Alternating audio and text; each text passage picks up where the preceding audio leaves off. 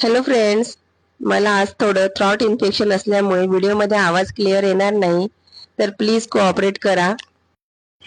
आज मी तुम्हाला wedding makeup look सांगणार आहे आणि ही माझी स्टुडंट रिया आहे. हिने मला खूप सुंदर अशी हेअरस्टाईल करून दिली आहे आणि सोबतच नेल्स पण अप्लाय करून दिले. तुम्ही बघू शकता.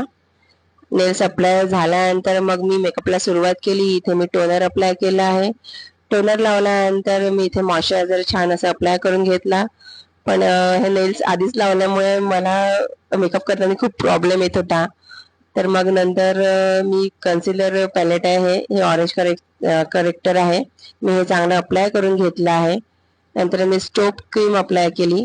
तर तुम्ही बघू शकता फेसवर छान शाईन आली आहे.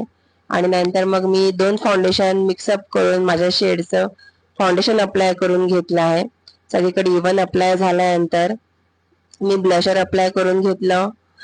ब्लश झाल्यानंतर मी पावडरने सेट करून घेतलं आणि कन्सिलर अप्लाय करून घेतलं. त्यानंतर हे पावडर ब्लश आहे, मी हे 2 शेड मिक्सअप करून ब्लश करून घेतलं आणि आय मेकअपला सुरुवात केली. आय मेकअप करताना मी पहिले आयब्रो फिल करून घेतलं आणि मग मी काजळ अप्लाय केलं आणि त्याला छान असं स्मच करून घेतलं.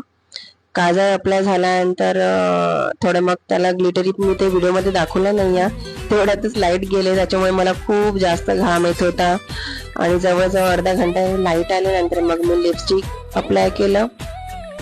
नंतर मी हायलाइट लावून मेकअप फिक्सर लावून मेकअप कम्प्लीट करून घेतला. तर तुम्ही बघू शकता हा आहे फायनल लुक.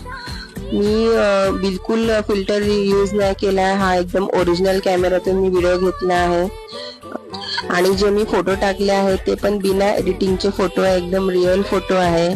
तर तुम्ही बघू शकता किती नॅचरल लुक असा आला आहे. आणि फायनली आता माझी तयारी झाली आहे आणि मग मी बाकी ज्वेलरी वगैरे सगळं वेअर करून घेतली. आणि मला बिंदी बिलकुल लावायची नव्हती, पण माझ्या मिस्टरांची इच्छा होती की बिंदी लाव म्हणून. तर मग मी लावून घेतली, पण ते मला काही जमत नव्हतं. मग शेवटी माझ्या मिस्टरांनी ती लावून दिली आणि हा बघा शेवटी पूर्ण तयारी झाली माझी आणि तुम्ही बघू शकता हा फायनल लुक. तर कसा वाटला आजचा व्हिडिओ आणि आजचा मेकअप लुक मला कमेंट करून नक्की सांगा आणि पुढच्या व्हिडिओसाठी फॉलो आणि लाईक करायला विसरू नका.